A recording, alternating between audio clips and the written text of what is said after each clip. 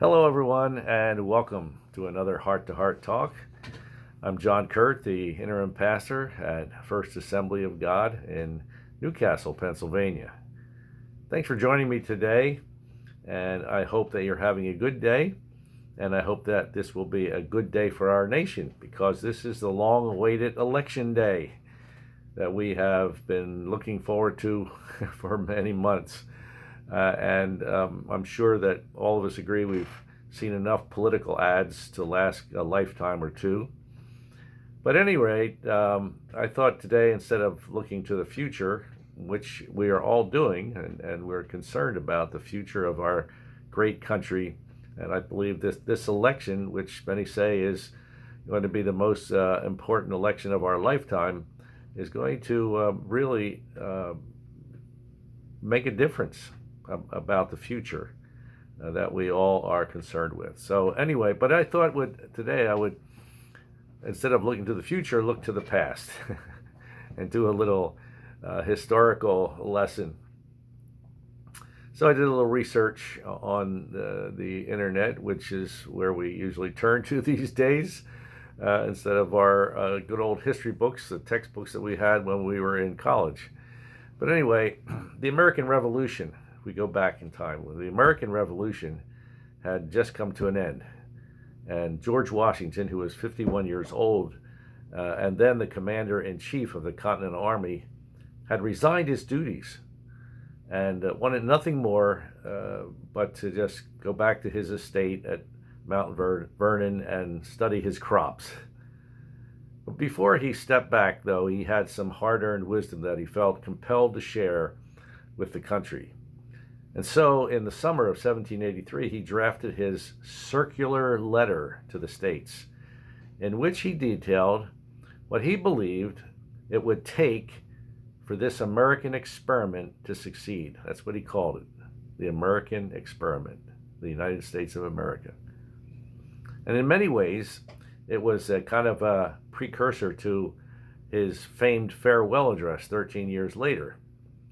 It was a perceptive or prophetic warning to the country of the most likely political pitfalls. Not that he was angling for the job of leading this transitional new nation, because after 7 years in the battlefield, Washington wanted nothing more than to get away from public service. Notwithstanding, he said, my advanced season of life, imagine that, he was 51 years old. He wrote in a letter to Colonel Henry Lee, my increasing fondness for agricultural amusements and my growing love of retirement augment and confirm my decided predilection for the character of a private citizen. But Washington knew that America had arrived at a momentous crossroads, a place of both great promise and great peril. And while the colonists had won the Revolution, a formal peace treaty had not yet been signed with Great Britain. The state governors were wary of handing over the powers to Congress, and a wartime army had the daunting task of transitioning back to civilian life. Not to mention, the war had saddled the fledgling nation with massive debt. With those hardships in mind, General Washington drafted his circular letter in which he detailed what he believed it would take for this American experiment to succeed. By June 21st, 1783, the letter had been sent to all the state governors, but Washington was really speaking directly to the people of America through his words.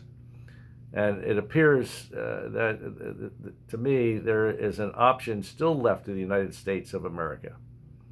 And that is in their choice and depends upon their conduct, whether they will be respectable and prosperous or contemptible and miserable as a nation. That's what he wrote. Washington appeared to believe that winning the war would be meaningless if the people of America did not do something with their newly achieved freedom. How Americans chose to act in that moment, he felt, would reverberate for future generations. And he said, for with our fate, will the destiny of unborn millions be involved. And in his letter, Washington establishes 4 things which are essential to the existence of the United States as an independent power. 4 things he felt would help guide America forward. They were to have the country be unified under one federal head. Secondly, for Americans to keep a sacred regard to public justice. Thirdly, to create a proper peace establishment, which at the time meant a peacetime military apparatus.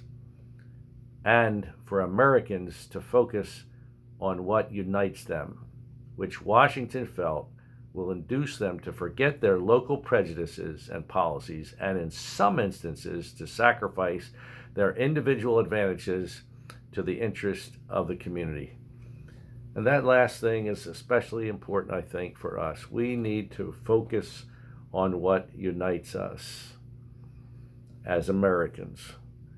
And we need to pray for America during this time. Whatever happens today, on Election Day, whatever the outcome is, and whether we know it tonight or whether we have to wait a few days, it's important for us to remember what unites us. Unity is important, whether it's in a nation or whether it's in a church. And so I'm praying that God will really unite us, because we are divided, and there is such deep division that is so angry and hateful, and we can't stand anyone who disagrees with us. So we have to understand that yes, we're going to have differences of opinion. That's the way it is in life, in any realm, whether it's in national realm or whether it's in the church realm or even in our families. But we need to focus more on what unites us. And I'm thankful for the power of prayer that we have. And God is in control. Just don't forget that, folks. And remember that we can just really believe and pray that whatever happens, He's still on the throne. He's still in control. He's still all powerful. That's what I preached last Sunday. The power above all powers. That's God. And He will have His way and His will. And so let's just trust Him. Let's do our best to love one another, because that's what it's all about. Paul said in his letter to the Corinthians, without love we are nothing, zero. So God bless you today and throughout this week and the coming days, and may the Lord watch over us all, protect us, and protect this nation, this great experiment. And we pray that America will continue to be a light among the nations. And you pray with me, and we'll agree together. Well, God bless you today, and hope you have a great day and a great week.